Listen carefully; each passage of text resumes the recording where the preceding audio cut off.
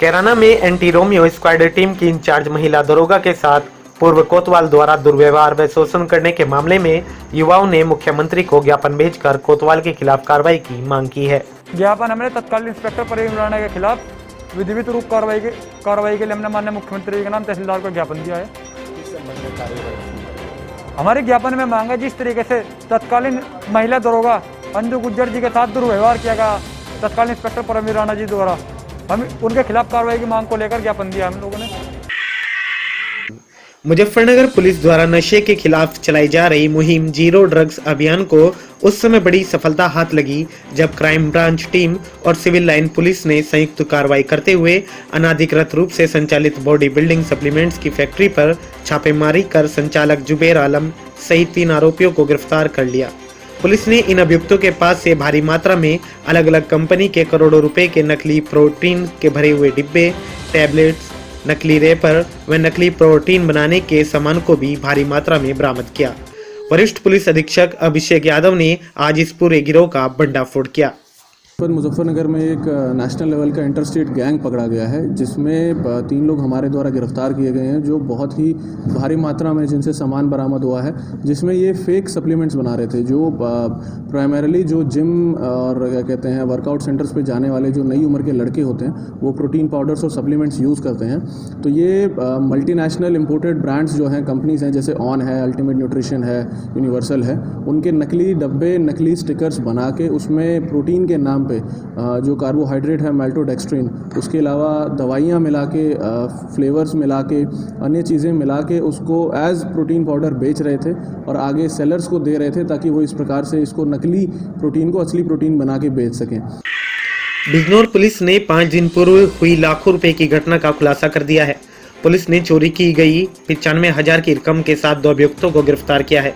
घर के एक सदस्य की योजना के आधार पर चोरों ने चोरी की घटना को अंजाम दिया था, जिसके बाद आरोपी फरार हो गए थे। फिलहाल पुलिस ने खुलासा कर 2 अभियुक्तों को गिरफ्तार कर जेल भेज दिया है। थाना कोतवाली देहात के उमरी गांव में 18/19 अक्टूबर को मुरसलीन के घर में रात में करीब 12-1 बजे के लगभग चोरी हुई थी, जिसमें 3 लाख रुपए, बिछुआ, पाजेब, कुंडल, लौंग आदि गए थे। 2 अभियुक्त पकड़े गए हैं, 95,000 रुपया बरामद है। इसमें खास बात यह है कि जो चोरी कराने वाला है मुरसलीन का भतीजा, यानी उसका पारिवारिक सदस्य जो घर के बगल में ही था, और दरवाजा खोलने की कार्रवाई, अभियुक्तों को बुला करके पूरी व्यूह रचना और पैसा कहां पर रखा हुआ है इनके पारिवारिक सदस्य द्वारा रचा गया था। यूपी के श्रावस्ती में युवक की गला दबाकर हत्या करने का मामला सामने आया है। जिले में सोनवा थाना क्षेत्र के अंतर्गत बीती रात बेटे को खेत में खाना देने जा रहे एक शख्स की अज्ञात लोगों ने गला दबाकर हत्या की है। आरोपी शव को नहर किनारे फेंक मौके से फरार हो गए। सूचना पर पहुंची पुलिस ने शव का पंचनामा भराकर पोस्टमार्टम के लिए भेज दिया और पुलिस मामले की जांच पड़ताल में जुट गई।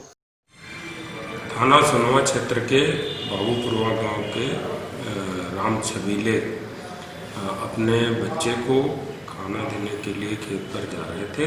उनका शव नहर के किनारे पाया गया, जिस पर गले पर निशान थे।